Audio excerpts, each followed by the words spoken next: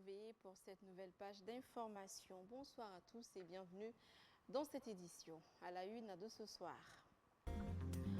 L'argent serait la source de motivation des groupes armés terroristes qui ont attaqué la base 101 de l'armée de l'air et l'école de gendarmerie de Faladji. En tout cas, c'est ce qui ressort d'une vidéo d'interrogatoire des suspects interpellés par les FAMA. Les détails à suivre dans cette édition. Après Beledougou, World Vision a clôturé son programme dans la commune de Faladji dans le cercle de Néguéla. De 2007 à nos jours, World Vision a mené plusieurs activités allant dans le sens du développement communautaire et de la promotion des droits des enfants. Un cadre de la BDM-SA a été tué par balle dans son sommeil. Son fils, un déficient mental, serait le principal suspect de ce crime. Voilà donc le sommaire.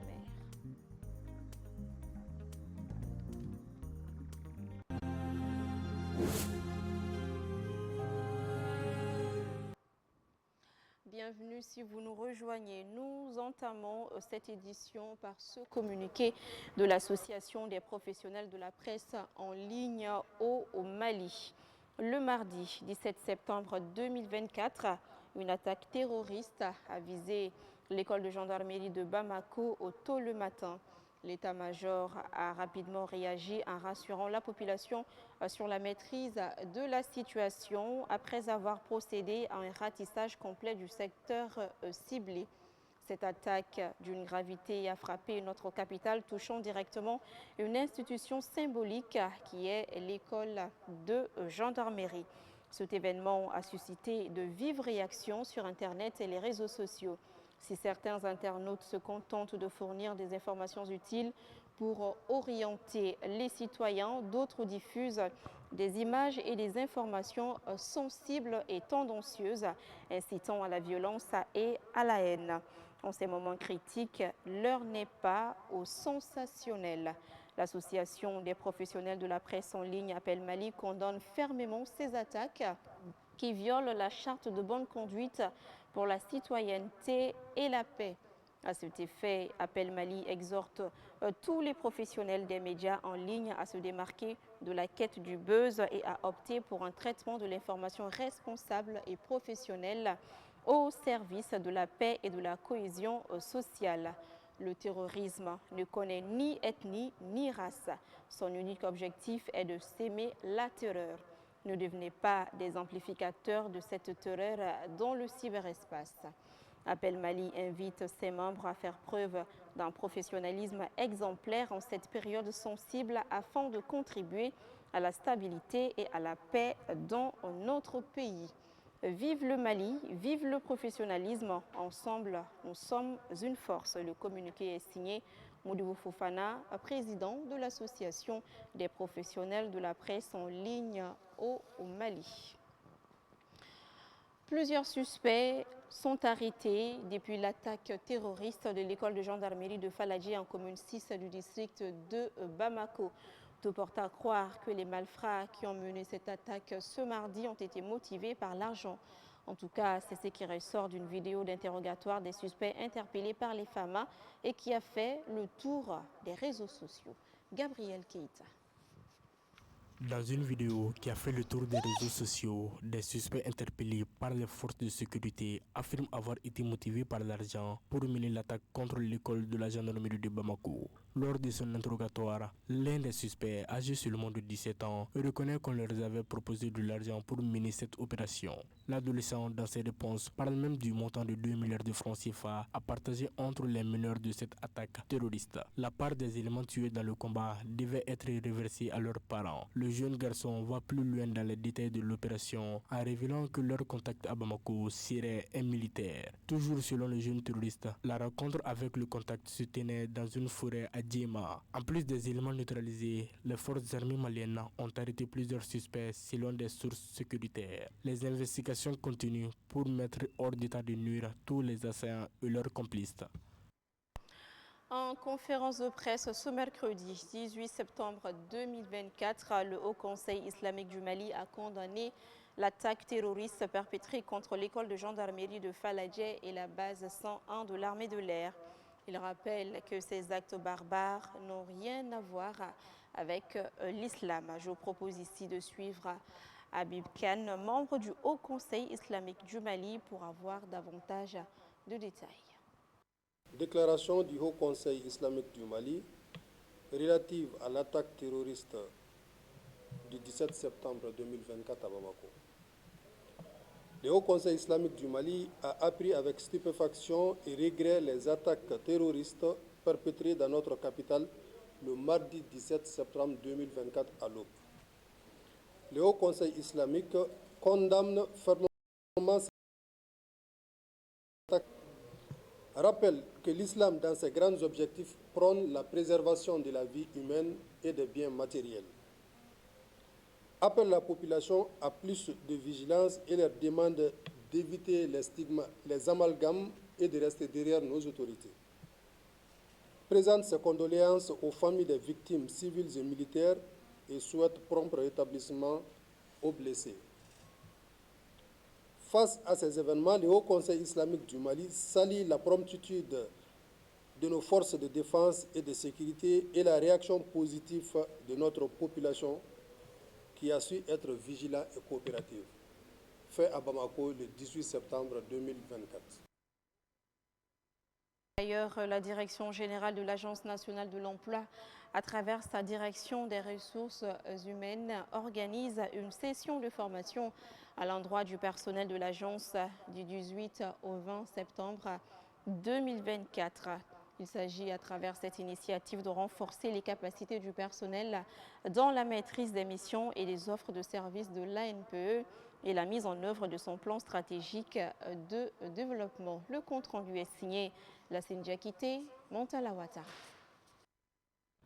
Cette formation de 3 jours permettra aux participants de maîtriser les missions et les offres de services de l'ANPE, les techniques d'enregistrement des demandes et des offres d'emploi et de connaître les plans stratégiques de développement de l'ANPE. Plus d'une quarantaine d'agents de l'ANPE de Bamako et des directions régionales participent à cette formation.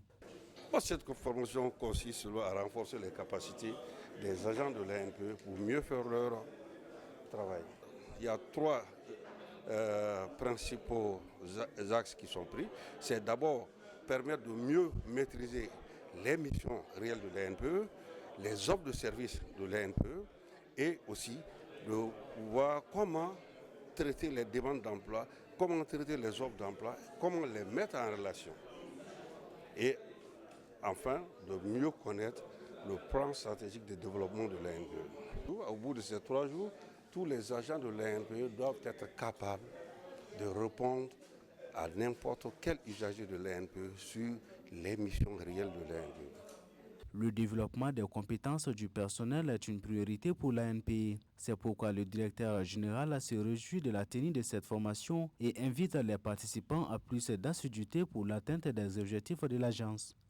Mesdames et messieurs, je voudrais aussi féliciter le département des ressources humaines pour cette initiative qui permettrait justement une mise à jour de vos connaissances au regard de changements à la fois quantitatifs et qualitatifs du marché du travail qui est notre terrain de prédilection. Encore une fois donc, j'ose espérer que cette formation répondra aux défis et aux enjeux multiples constatés en matière d'emploi au Mali et dont d'ailleurs un des piliers centraux du PSD est une alternative, notamment l'objectif central de l'objectif de développement qui est de faire de l'ANPE d'ici 2025 un service public d'emploi performant pour la promotion de l'emploi et des compétences pour tous. Encore une fois, je vous souhaite donc une bonne session. Je vous exhorte donc à plus d'assiduité et de sérieux au cours de cette formation. Cette formation de 3 jours rentre dans le cadre de la connaissance et l'appropriation des offres de services de l'ANPE et son plan du développement stratégique 2021-2025. Le réseau ouest-africain pour l'édification de la paix, WANEP Mali, dans le cadre du programme Just Future, a organisé une session de formation de 2 jours à l'endroit des hommes de médias sur le fact-checking. Cette session, qui a regroupé 25 participants venus de Caille, de Ségou, de Sikasso, de Kouchala et du district de Bamako, a été financée par l'ambassade du Royaume des Pays-Bas et présidée par le président de la Haute Autorité de la Communication. Un compte rendu avec les images de Zakaria Omar Keïta. Vérifier la véracité d'une information ou l'exactitude d'un chiffre, l'authenticité d'une vidéo ou d'une photo et avoir un tant soit peu d'objectivité, c'est ce qui est demandé aux hommes et femmes qui ont un rôle essentiel à jouer dans la collecte, le traitement et la diffusion d'une information. Le fact-checking ou encore la vérification des faits, c'est autour de cette thématique que se tient cet atelier de 2 jours. La prolifération de la mauvaise information constitue aujourd'hui un véritable défi à relever en matière de la cohésion sociale. Donc ONEP, à travers un vaste programme intitulé Just Future ou Avenir Juste, qui vise justement à renforcer les compétences des communautés pour qu'ils puissent être en tout cas des vecteurs de changement de façon positive bien entendu, a tenu vraiment à organiser cette session à l'adresse des journalistes et des jeunes. Compte tenu de l'importance de l'activité, le président de la Haute Autorité de la Communication n'a pas tari d'éloge à l'endroit de ONEP Mali et a jugé opportun la tenue d'une telle session en ces temps où les réseaux sociaux sont inondés très souvent par des fake news. La vérification des faits avant de les livrer comme information au public, elle est très pertinente parce que quand vous livrez une information brute, sans vérification préalable, sans recoupement, il y a de fortes chances que vous donnez, il y a de forts risques que vous donnez une information tronquée. Et là, en ce moment, ça peut déboucher sur des résultats, ça peut donner des conséquences auxquelles vous ne vous y attendez pas. Rappelons que les participants ont été choisis suivant un appel à candidature. Sur 149 candidatures déposées, 25 ont été retenues. Et ce sont elles qui vont avoir leur capacité renforcée sur le fact-checking par la structure Accountability Lab Mali. Je vous l'annonçais tout à l'heure dans les titres, depuis 2007, World Vision a entamé diverses initiatives dans les villages de Nchiba, de Daban, de Djedougou Torodo, tous dans le cadre de son programme de Faladjé dans le cercle de Neguela. Après 17 années d'engagement et d'accomplissement, l'organisation a annoncé ce mardi la cessation de son programme à Faladjé qui visait à améliorer le bien-être des enfants, leurs familles et toute leur communauté. Amadou Diar.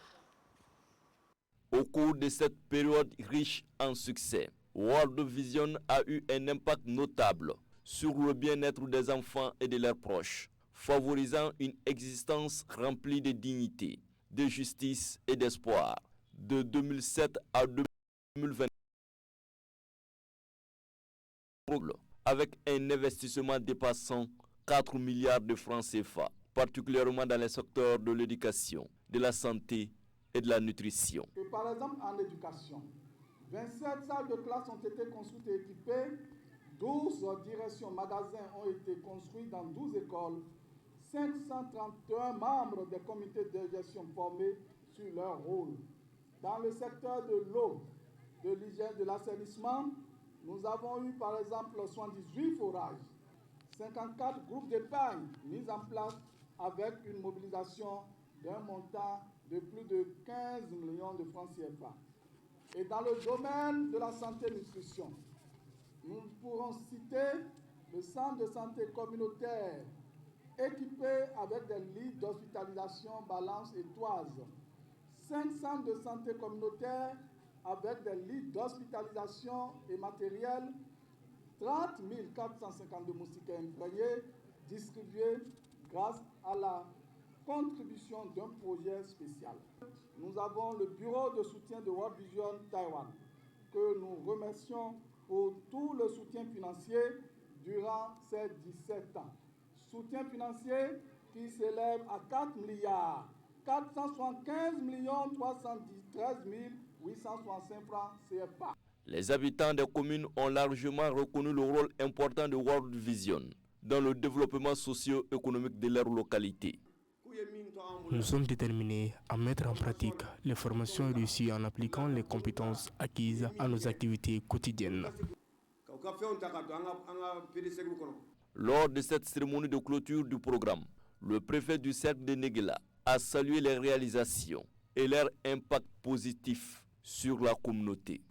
Monsieur Lazare, ministre national, mesdames et messieurs, je peux vous assurer que le gouvernement de la République du Mali ne ménagera aucun effort pour accompagner et soutenir les leaders des trois communes dans le cadre de la pérennisation des acquis et aussi vous apporter tout l'accompagnement requis pour une meilleure atteinte des objectifs que vous poursuivez à travers vos programmes actifs dans d'autres zones du Mali. Cette clôture du programme de Faladje a été une véritable célébration, argumentée par des chants, des danses et des poèmes sur les droits des enfants. Elle a également vu la remise d'attestations de reconnaissance aux acteurs ayant participé au succès du programme.